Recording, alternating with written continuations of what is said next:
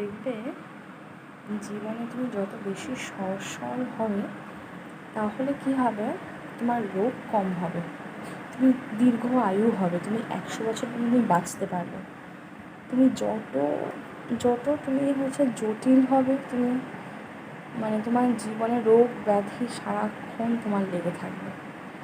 যার জন্য সবসময় নিরোগে থাকার চেষ্টা করবে, ডাক্তারের কাছে না যাওয়ার চেষ্টা করবে যতটা পারা যায়, যতটা সম্ভব বেসিক্যালি।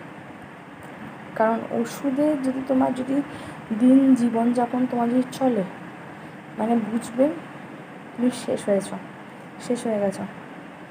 যার জন্য সবসময় আনন্দ থাকবে, চনমনে থাকবে, কাউকে ক্ষতি করবে না, কোনোদিনও কোনো পাপ কাজ করবে না, কোনো কিছু এরকম কোনো খারাপ কিছু কাজ করবে না, দেখবে তোমার দীর্ঘ আয়ু হবে তোমার। তো সবসময় ঠাকুরকে স্মরণ করবে, সবসময় দুর্গা জপ, তোমার যে হনুমান চালিসা, এগুলো সমস্ত করবে, দেখবে মন, তোমার বাড়ি, তোমার সব ভালো থাকবে, তোমার খুব হাসি খুশি, তুমি শান্তিতে তুমি বাস করবে, তোমার শান্তি পাবে জীবনে শান্তি পাওয়াটা খুব বড় জিনিস। মানুষ কাজ করেও শান্তি পায় না, এটা আমি একটা জিনিস লাইফে বুঝে গেছি। মানুষ যতই কাজ করুক, যাই কাজ করুক, শান্তি সেখানে নেই। কিন্তু আলটিমেটলি তোমার ভগবানকে ডাকলে, শ্রীরামকৃষ্ণ, তুমি যাকেই ভালোবাসো না কেন, তুমি রাম ঠাকুর ডাকলে দেখবে অনেক শান্তি।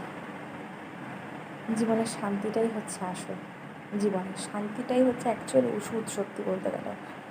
আর কিন্তু কিছু ওষুধ না। শান্তি বলো, ভেষজযুক্ত খাবার বলো, এগুলো সব ওষুধ।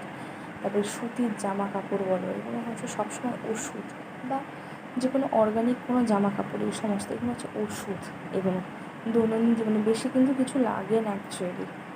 একটা বাঁচতে গেলে খুব কিন্তু একটা বেশি কিছু লাগে না। আমি এটা একটা জিনিস বুঝলাম যে দীর্ঘ আয়ু যাতে ভালো থাকা যায়, সুস্থভাবে থাকা যায়, যেটা খুবই জরুরি। যেটা যে অনেকে তো ভুলভাল কাজ করেও যাই হোক সেটা তো এই আর কি ব্যাপার। যাই হোক, ভালো থাকবে, সুস্থ থাকবে।